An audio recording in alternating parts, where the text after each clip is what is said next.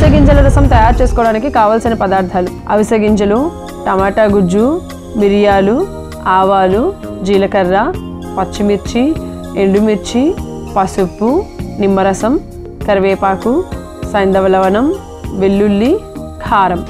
అవిసె గింజల రసం తయారు చేసుకునే విధానం: ముందుగా స్టవ్ వెలిగించి పాన్ పెట్టుకొని అందులో అవిసె గింజలు అలాగే కొద్దిగా మిరియాలు వేసి సన్న సెగ మీద వేగించుకొని ఒక మిక్సీ జార్ తీసుకొని అందులో వేసి పక్కన పెట్టుకోవాలి.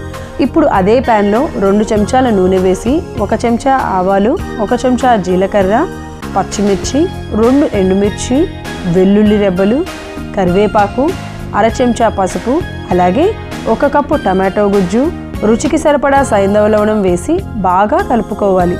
ఆ తర్వాత గ్రైండ్ చేసుకున్న అవిసె గింజల మిశ్రమము అలాగే సరిపడా నీళ్లు పోసి మరికొద్దిసేపు మరగనివ్వాలి.